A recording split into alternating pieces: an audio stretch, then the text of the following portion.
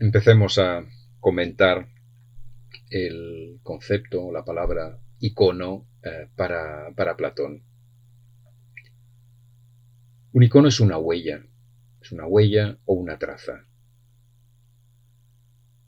He comentado anteriormente que para Platón existían un tipo de huellas o de trazas que eran emblemáticas de lo que es un icono.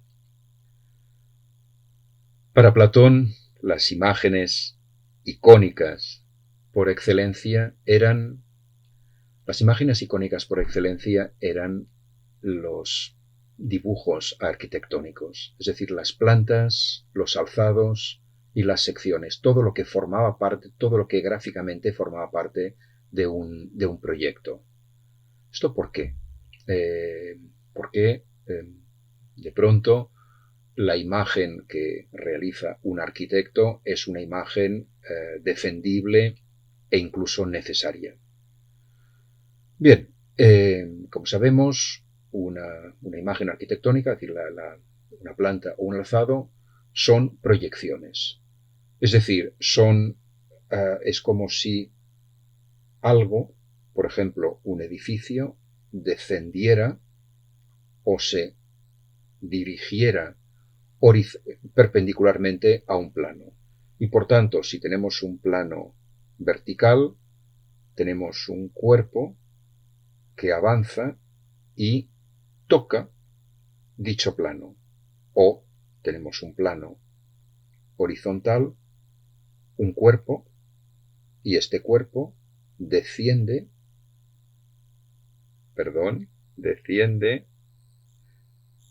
hasta apoyarse sobre el plano horizontal. Estos son proyecciones. ¿Qué ocurre al tocar los planos o al depositarse en ellos? El cuerpo, por ejemplo, un cubo o una casa, deja una marca, una huella en esta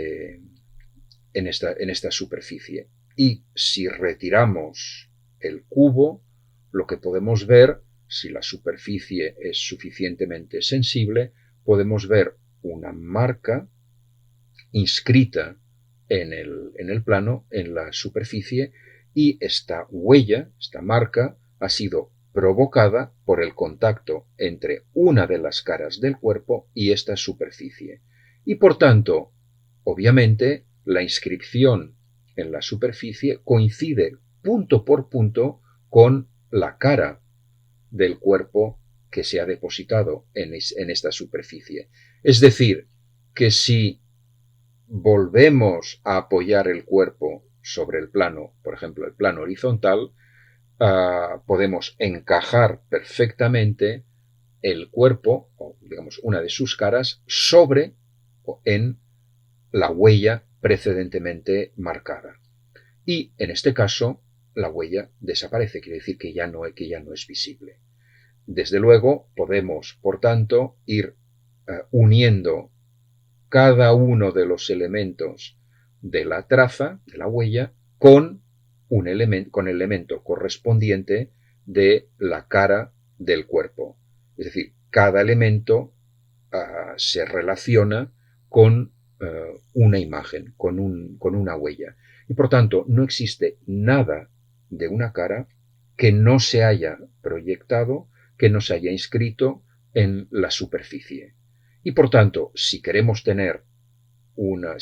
si queremos contemplar cada una de las caras de un cuerpo, por ejemplo, de un cubo o de una casa, lo que podemos hacer, si se han realizado dichas proyecciones horizontales y verticales, podemos, observando las imágenes o trazas, es decir, las plantas y los alzados, podemos tener una imagen certera, una imagen absolutamente convincente de lo que son y de cómo están hechas, qué imagen tienen las distintas caras del cuerpo. Es decir, en este caso, la imagen remite directamente al modelo y nos informa de las características o de las cualidades de dicho cuerpo.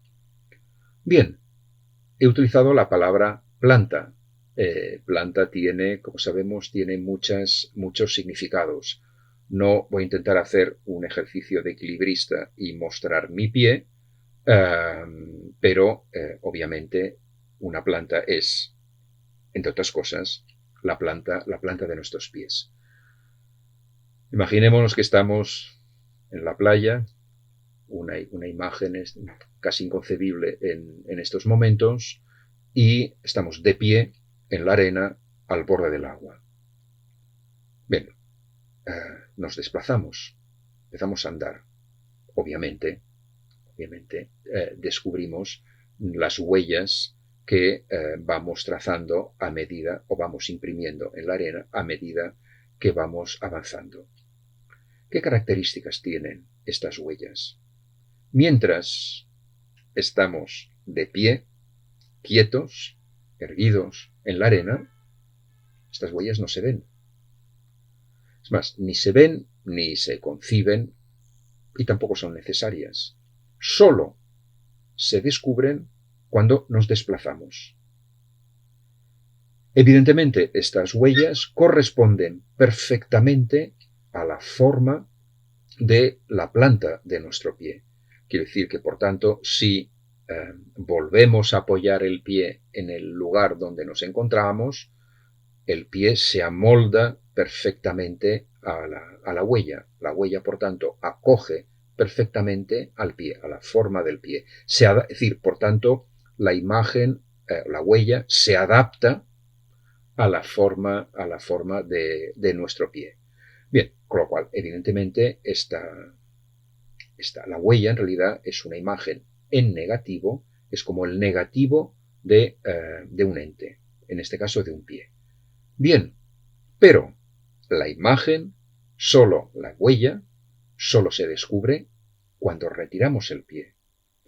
Por tanto, existe una estrechísima correspondencia entre la huella y el pie, pero la huella es útil, nos informa sobre lo que allí ha ocurrido, cuando lo que ha ocurrido, nosotros estando allí, nos hemos desplazado, cuando ya no estamos allí. Por tanto, una huella no informa de una presencia, informa de una ausencia. Es lo que queda cuando un ser se ha movido, se ha desplazado o ha desaparecido. Es decir, curiosamente, informa sobre lo que ya no está o lo que ya no es. Pero por otra parte, cuando caminamos o estamos en la playa y descubrimos un reguero de huellas, podemos seguirlas, evidentemente, si es que no han quedado borradas por el viento, por las olas, por el mar o por alguien que ha jugado en la arena. Y por tanto, siguiéndolas, acabaremos quizás llegando, si nos damos prisa, acabaremos llegando hacia la persona que ha ido caminando delante de nosotros, antes que nosotros. Es decir, las huellas en este caso nos conducen a quien las ha producido. La imagen, la huella, nos informa de una ausencia, nos dice que alguien estuvo allí quieto, pero ya no está, y por eso descubrimos las huellas o los testimonios de su presencia, de una presencia que evidentemente ha desaparecido. Pero al mismo tiempo, estos testimonios nos pueden llevar hasta las personas, es decir, nos conducen en línea recta hasta quien ha caminado por la arena. Por tanto, las huellas son fundamentales, porque nos conducen hacia una realidad que ya no está presente. Es más, estas imágenes, estas huellas, las tenemos delante porque aquello que las ha producido ya no está allí. La imagen, por tanto, o la huella en este caso, nos informa de una realidad, pero de una realidad pasada. Al mismo tiempo, nos puede llevar hasta dicha realidad.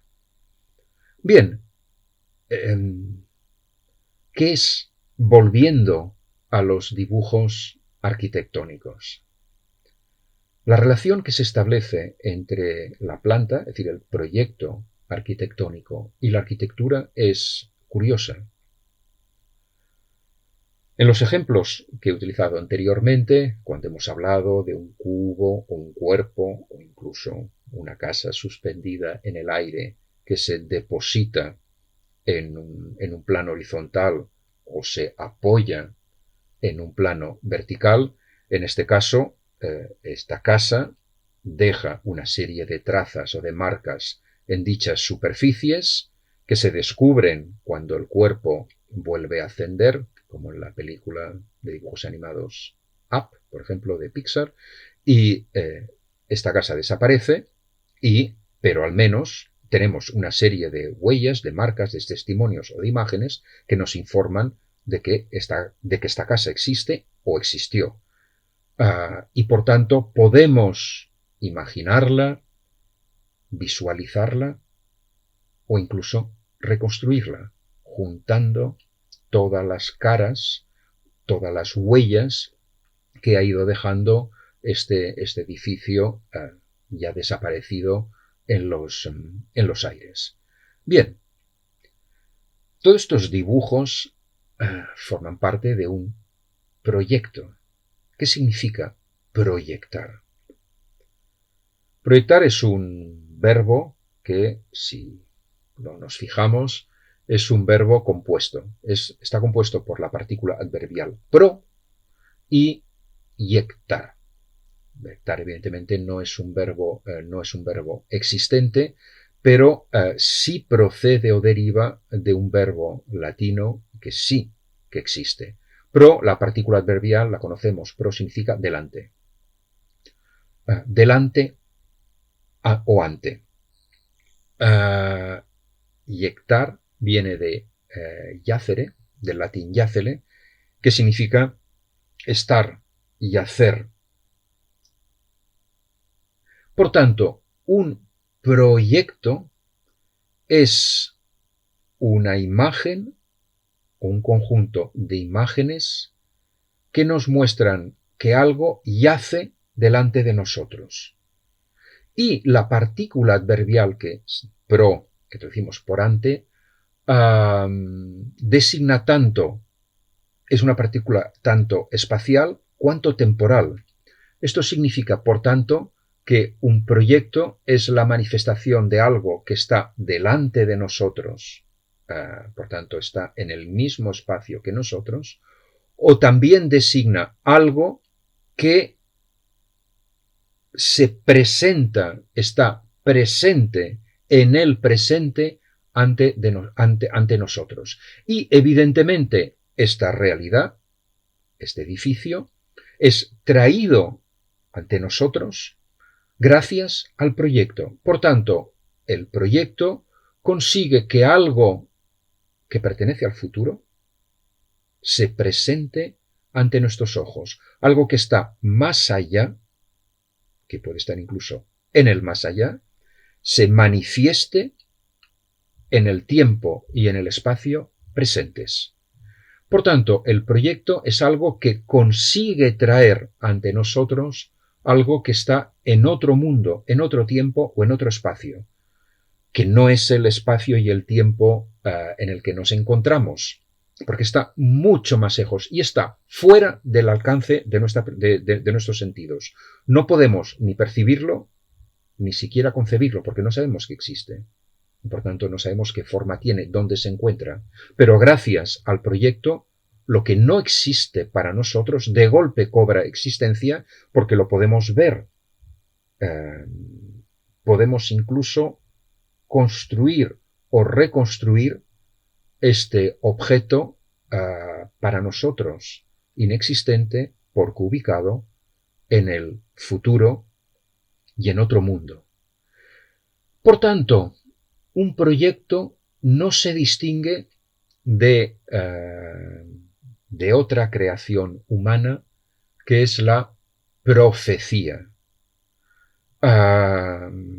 Profetizar es anunciar la venida de algo, anunciar un acontecimiento, es hacer, facere, que algo que todavía no existe de golpe cobre realidad.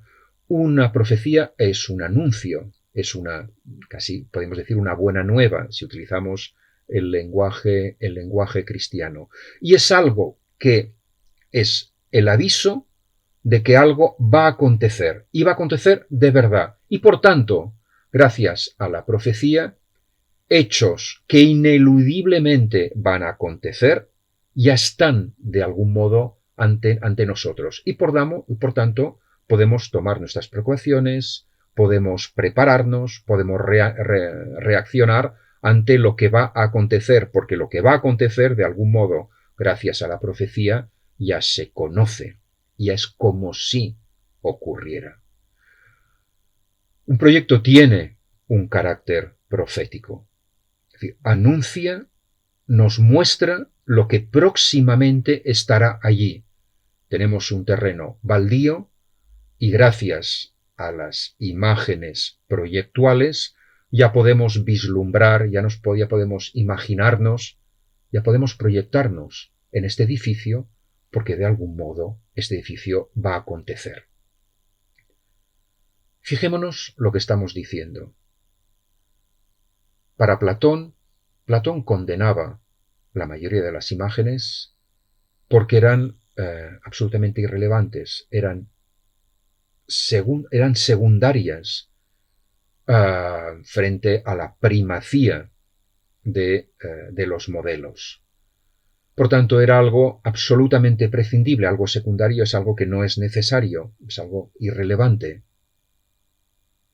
Y, por otra parte, evidentemente, una imagen siempre aparece a continuación de un modelo. Hace falta que haya un modelo para que posteriormente podamos pintarlo, grabarlo, fotografiarlo o filmarlo. La realidad es primera, antecede a la creación de las imágenes, las cuales, por tanto, son un reflejo, un pálido reflejo, como vamos a decir, de algo que ya está ante nosotros, o algo que ya existe. Bien, pero cuando estamos hablando de imágenes icónicas, cuando estamos hablando, por ejemplo, de proyectos, estamos hablando de unas imágenes que tienen una relación distinta con la realidad. Teniendo en cuenta que estas imágenes anuncian una realidad que todavía no está ante nosotros, por tanto, de algún modo que no existe para nosotros, dicha realidad cobra realidad, se materializa, se hace patente gracias a las imágenes. Por tanto, las imágenes en este caso fundan a los modelos. No son segundas con respecto a un modelo, sino que se anticipan a su presencia. Y por tanto, el modelo, en este caso, el modelo es una imagen de la imagen, porque si las imágenes son segundas con respecto a la realidad, en el caso de los proyectos, la realidad, el edificio construido, acontece después de que se hayan creado las imágenes. Y obviamente, si no hay proyecto, no hay realidad. Si no hay plantas, alzados y secciones, es muy difícil, o es prácticamente imposible, poder construir. Es decir, el mundo se construye gracias a las imágenes. Estas son las imágenes icónicas para Platón y, por tanto, son unas imágenes absolutamente necesarias porque no solo nos permiten entrar en contacto con algo que está fuera del alcance de nuestros sentidos, sino que al mismo tiempo permite que estas realidades necesarias, en tanto que ideales y en tanto que modélicas, que estas realidades cobren presencia y cobren vida, que de algún modo existan de verdad para nosotros. La imagen icónica, el eikon para Platón, es una imagen fundamental porque funda la realidad y hace que realidades inconcebibles de pronto estén a nuestro alcance.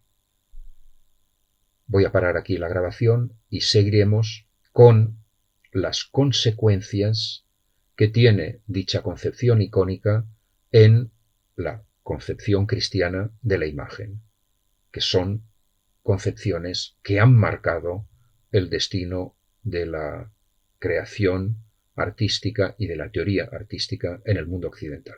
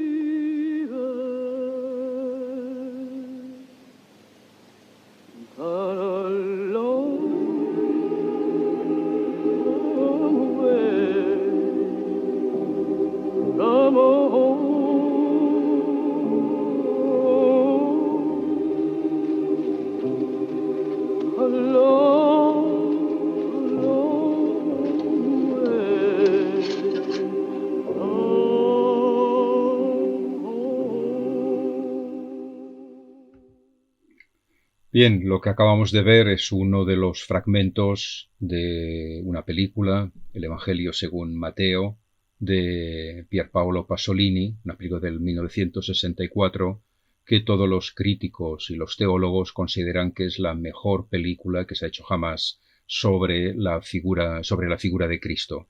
Es una película además sorprendente porque está filmada por un no creyente. Bien, y lo que vemos en esta escena inicial es, digamos, la presentación del Dios cristiano, de Cristo o de Jesús, presentado a los primeros adoradores, que son los pastores y los reyes magos, que vienen a traer una serie de 3 presentes a esta nueva figura. Como hemos visto, como se ve, en este caso la divinidad se presenta como un recién nacido, acompañado de sus padres carnales, la Virgen María y José. Bien, esto es por tanto una imagen de la divinidad cristiana y tenemos que preguntarnos a qué tipo de imagen es esta figura. Pero antes también podríamos preguntarnos por otras maneras de representar a divinidades en otras culturas, en culturas, por ejemplo, paganas.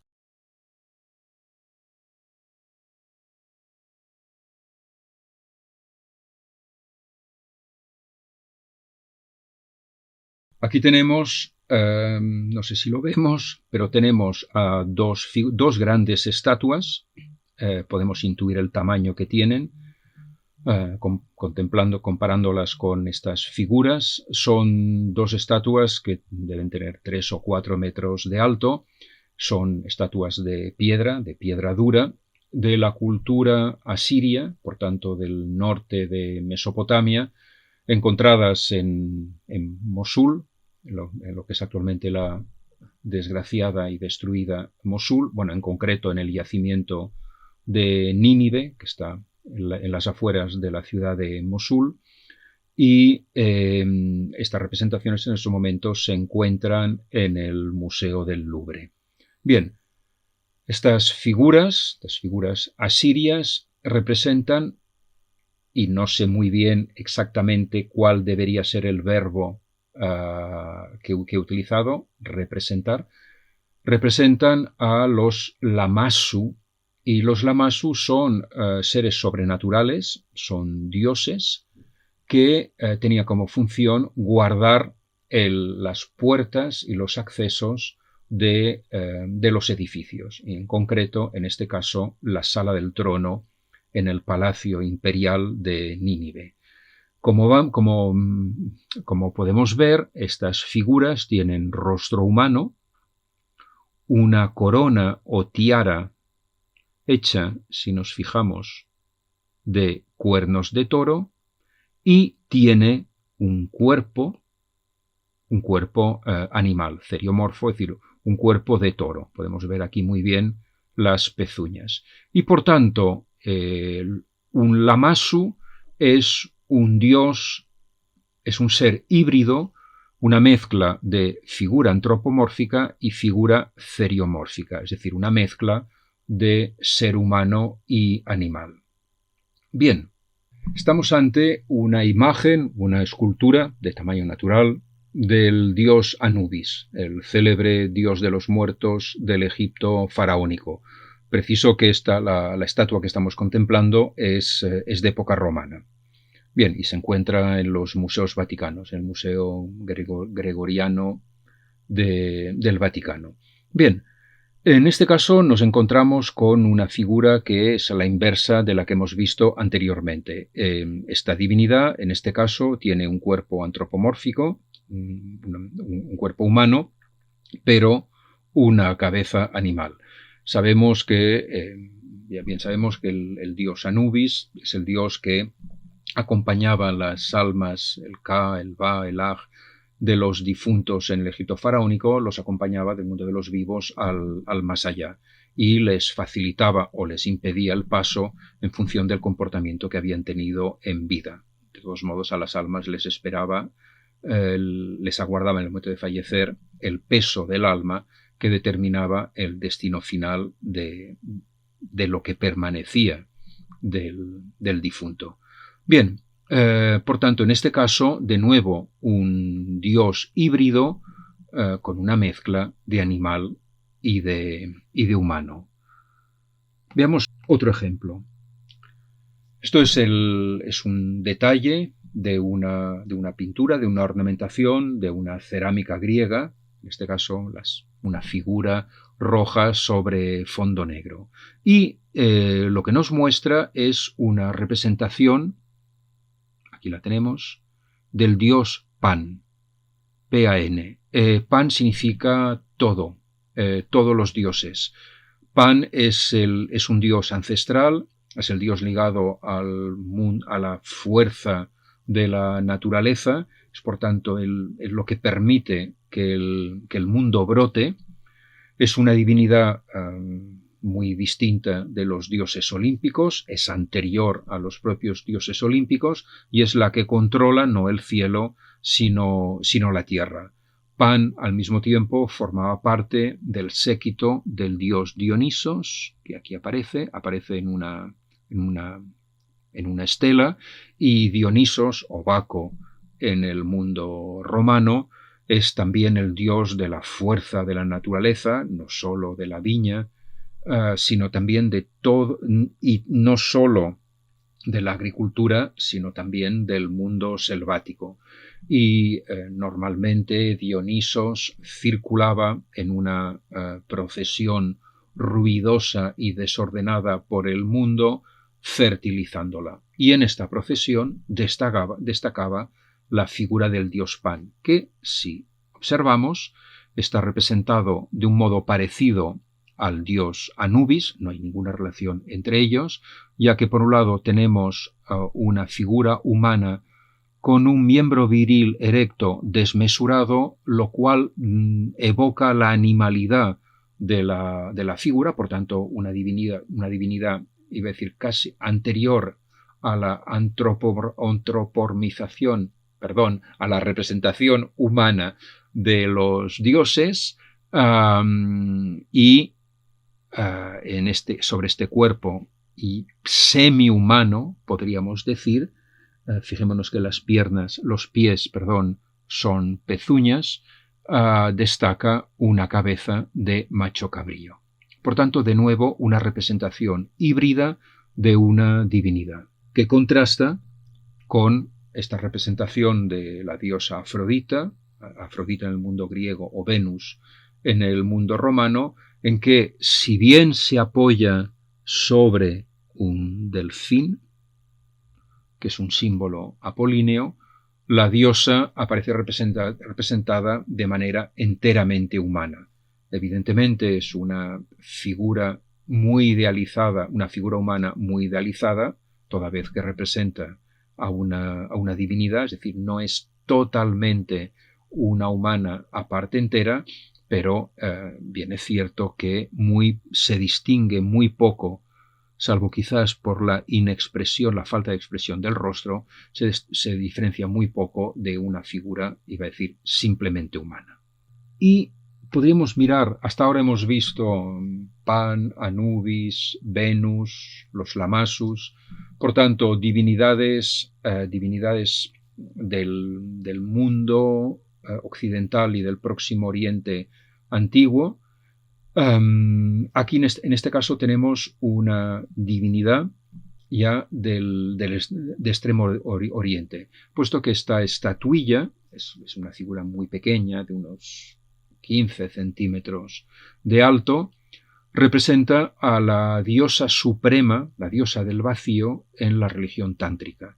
Y lo que vemos, de nuevo, aquí también tenemos a una divinidad híbrida, pero lo que, así como en las divinidades híbridas anteriores mezclan rasgos animales y rasgos humanos, en este caso nos encontramos con rasgos humanos, sensibles, carnales, los brazos, las piernas y los pies, con un rasgo ideal, un vacío que está encuadrado por este marco que lo distingue del vacío que lo rodea. Y por tanto, en este caso tendríamos la unión de lo inmaterial y lo material. Y el vacío constituye el cuerpo, entre comillas, de esta divinidad. También podríamos decir que esta representación de lo sobrenatural a través de lo incorpóreo se ha dado en otras culturas, en otras religiones. Pensemos en la representación, entre comillas, la representación de Yahvé o de Alá, ya que Alá, en efecto, ambas son divinidades que no se pueden representar, sino que en todo caso solo se pueden aludir mediante símbolos que contrastan con su presencia.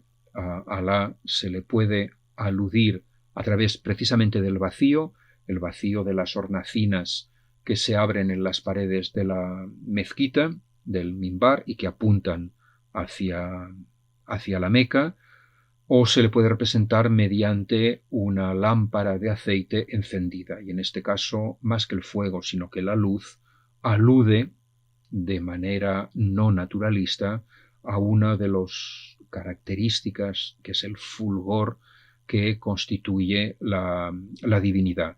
Del mismo modo, a Yahvé tampoco se le puede representar. Preciso que a partir de Rafael los cristianos sí lo representaron, lo presentaron a través de una forma antropomórfica de un anciano barbudo, pero en el judaísmo a Yahvé no se le representa bajo ninguna forma, sino que solo se le alude a través de, por ejemplo, una zarza ardiendo, una nube, es decir, unos elementos que o manifiestan una de las características de la divinidad o por el contrario lo manifiestan a través de su ocultamiento. Del mismo modo, en este caso, en la representación de la diosa suprema tántrica, se representa o se muestra la divinidad precisamente a través de su no corporeidad, de su ausencia.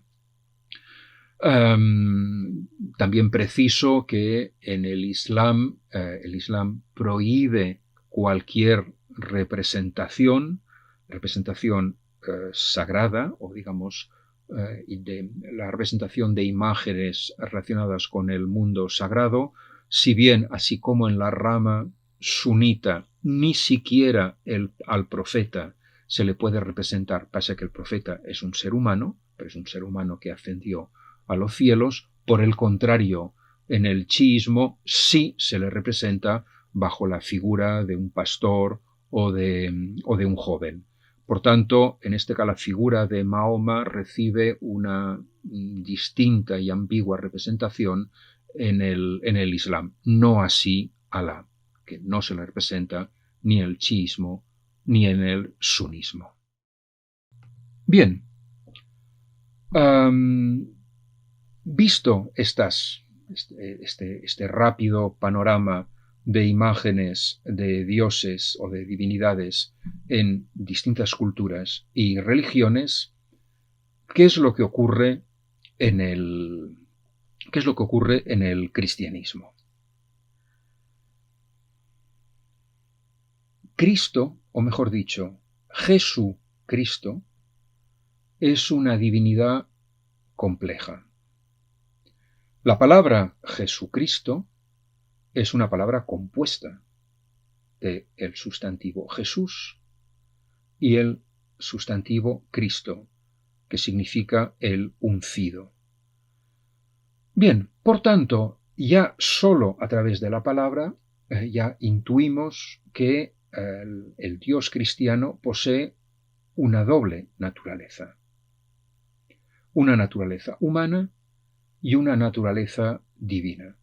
Podemos pensar, eso también ocurre con la figura de Venus y de la mayoría de los dioses grecolatinos, que siendo dioses tienen una forma humana. No es exactamente cierto. No tienen una forma humana.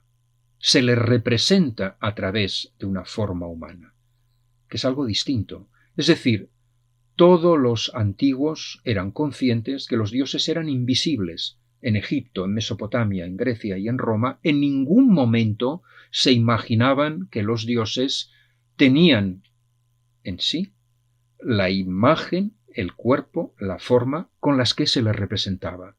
No había dioses con cabezas de perro y cuerpo humano. No había dioses que eran una mezcla también de mujer y de hipopótamo, etc.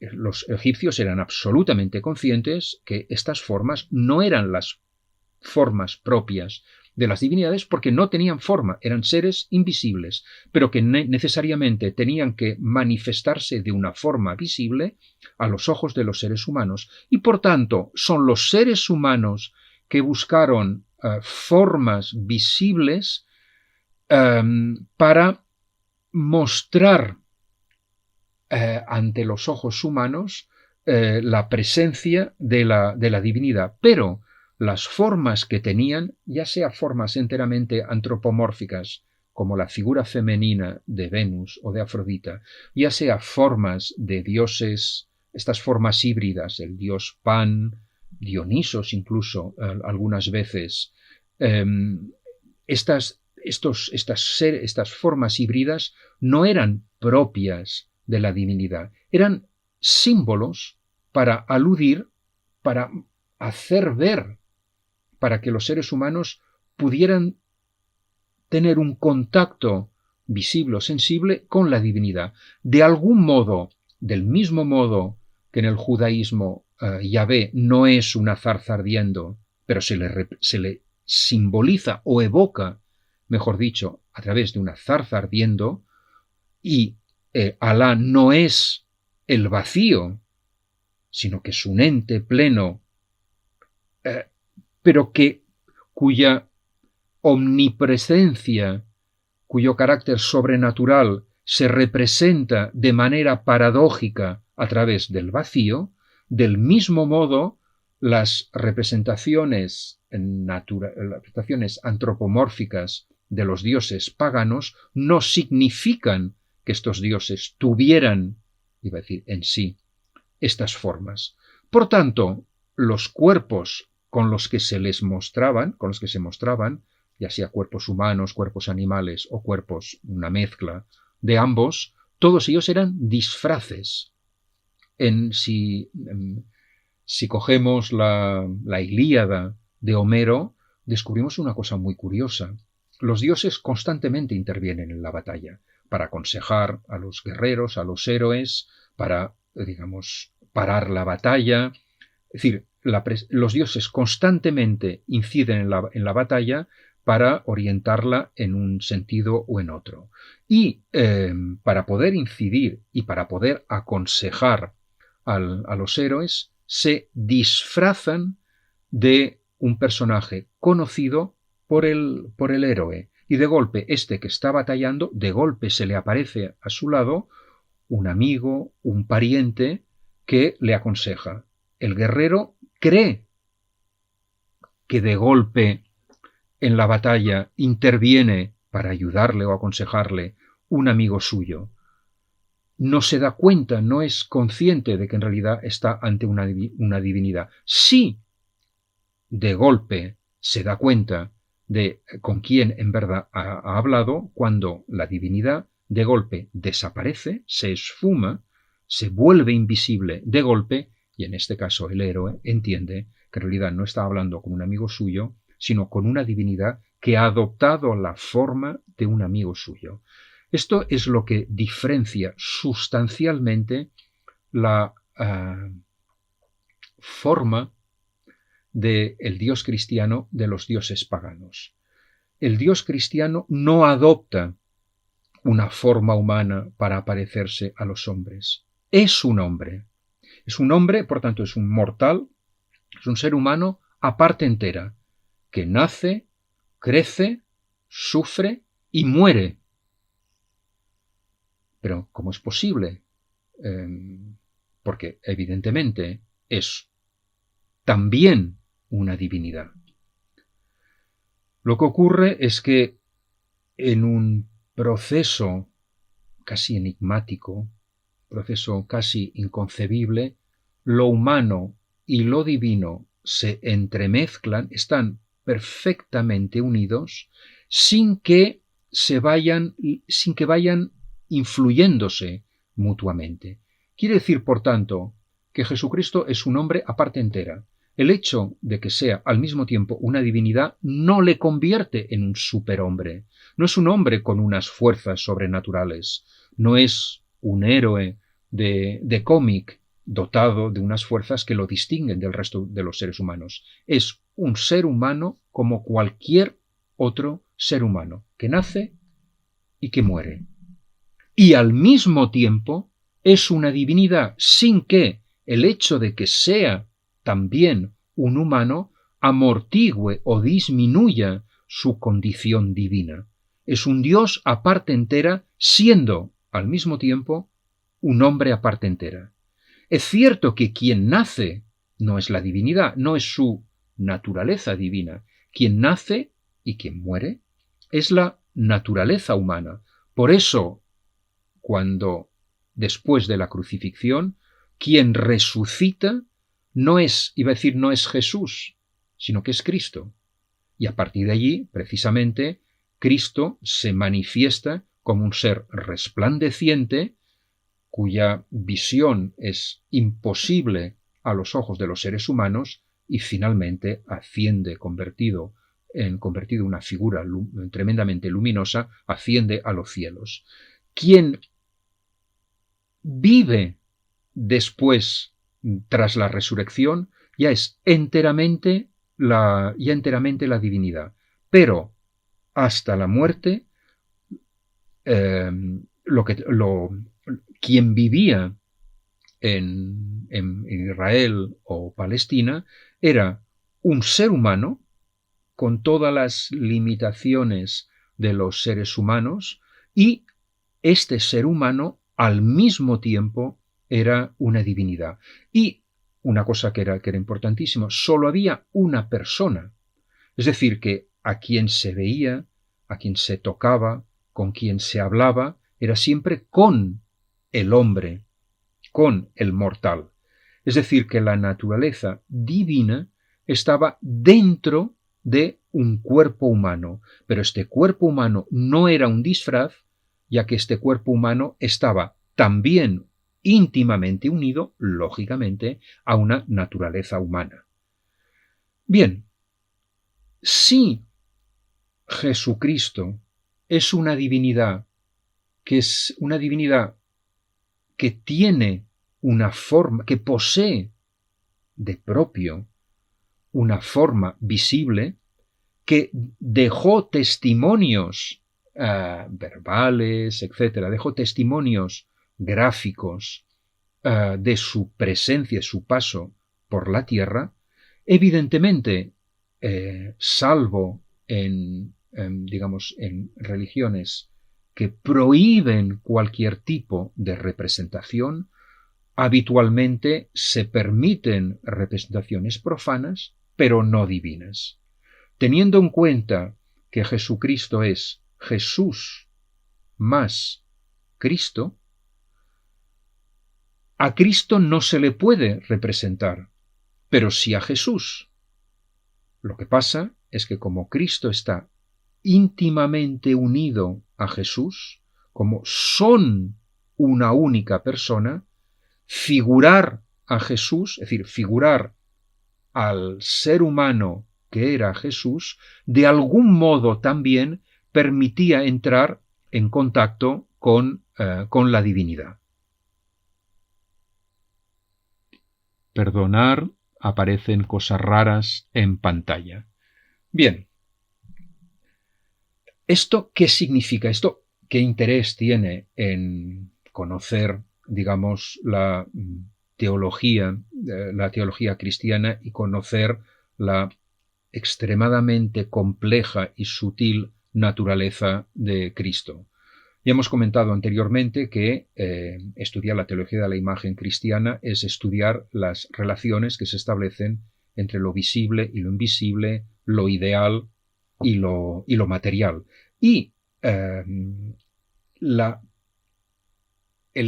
representación, el prototipo de lo ideal o de lo inmaterial es una divinidad. Pero esta divinidad tiene también una condición mortal, material. Y por tanto, es precisamente porque Cristo se hizo hombre que se le puede representar. Y si se puede representar a una divinidad, evidentemente se puede representar a todo lo que no es divino y tiene una, iba a decir, condición inferior a lo divino. Por tanto, el que se puedan realizar todo tipo de imágenes profanas y sagradas viene de que la divinidad cristiana, iba a decir, se hizo imagen. Se hizo a imagen de los seres humanos. Fue un ser humano. Y un ser humano, evidentemente, que cualquiera podía hablar, podía tocar, con el cual se podía discutir, etc. al igual que ocurre en cualquier relación entre humanos, porque era una relación entre humanos. Jesucristo era un humano, además de ser una divinidad. Cuenta la leyenda, son leyendas, que Jesucristo dejó una impronta, una imagen visible en la tierra. Se cuenta que cuando ascendía al Calvario portando la pesada cruz, cayó al suelo debido al peso del instrumento de tortura. Se le acercó entonces una mujer y le tendió un paño para que se pudiera enjuagar, que se pudiera secar el sudor y la sangre que empañaba su rostro. Cuando sacó el paño, descubrió con sorpresa que todos los rasgos de la faz de Cristo habían quedado impresos en dicha tela. Esta mujer se le ha llamado tradicionalmente Verónica, que se supone que podría venir de la palabra vera icon, verdadero icono, y el paño se conoce como el velo de la Verónica. Bien, más allá de la anécdota, ¿qué es exactamente el velo de la Verónica? O mejor dicho, ¿qué es lo que nos dice acerca de la función de la imagen? El velo de la Verónica es como un plano de arquitectura, es como estos iconos de los que hablaba y que defendía Platón, porque efectivamente la imagen que aparece inscrita en la tela es como una huella o una impronta que nace del haber apoyado o de haber proyectado un rostro sobre un plano vertical. Y evidentemente cuando este rostro se retira, quedó la huella del rostro, una imagen que coincidía punto por punto con cada uno de los rasgos del propio rostro de Jesús. Y por tanto, evidentemente, si Jesús hubiera vuelto a apoyar su rostro en el paño, necesariamente la imagen y el rostro hubieran tenido que coincidir. Por tanto, la imagen que aparecía no era una imagen engañosa, sino que era una imagen producida directa, una imagen mágica, producida directamente por el apoyo del rostro en el paño. Es decir, cada elemento del rostro, cada elemento de la imagen coincidía con un elemento, con algún rasgo del rostro de Cristo. Esta imagen se convirtió en una imagen prototípica y legitimadora no sólo de las imágenes religiosas, cristianas, sino en realidad de cualquier retrato. En realidad, ¿qué hacemos cuando queremos hacer y conservar la imagen de una persona? Cuando queremos, digamos, tener la sensación de que estamos muy cerca de esta persona, que la tenemos constantemente con nosotros. ¿Qué es lo que guardamos de una persona? Todos nosotros supongo que tenemos imágenes guardadas en el archivo de fotografías. Tenemos evidentemente imágenes de familiares, de seres cercanos, queridos, amigos, etc. ¿Qué imágenes tenemos de ellas? Obviamente, casi siempre, o imágenes de cuerpo entero o imágenes del rostro, de la cara. Creo que nadie guarda la imagen de un pie o de una mano queriendo que esta imagen representara o nos mostrara a la persona aludida. Y por otra parte, cuando tenemos la imagen de un rostro, como por ejemplo el mío que aparece en pantalla, es verdad que en ocasiones podemos tener un rostro de perfil, pero ¿cuántos retratos de espaldas se han realizado? Poquísimos, si es que se ha realizado alguno. Esto por un lado. Y por otra parte, cuando guardamos el rostro de una persona, ¿qué es lo que destaca sobremanera? Destaca los ojos bien abiertos. Prácticamente no existen retratos de personas con los ojos cerrados, entre otras cosas porque la representación de una persona, de un rostro con los ojos cerrados, es la representación de un difunto. Sí, por ejemplo, Monet retrató, entre comillas, a su mujer ya en su lecho de muerte y la representó con los ojos cerrados porque acababa de fallecer. Es decir, por tanto, son los ojos los que destacan poderosamente y son el signo que indica que la persona está viva, persona representada o presentada a través de la imagen de su rostro, por tanto, a través del retrato. El prototipo del retrato, y es un retrato evidentemente de frente, un retrato de una persona que nos mira.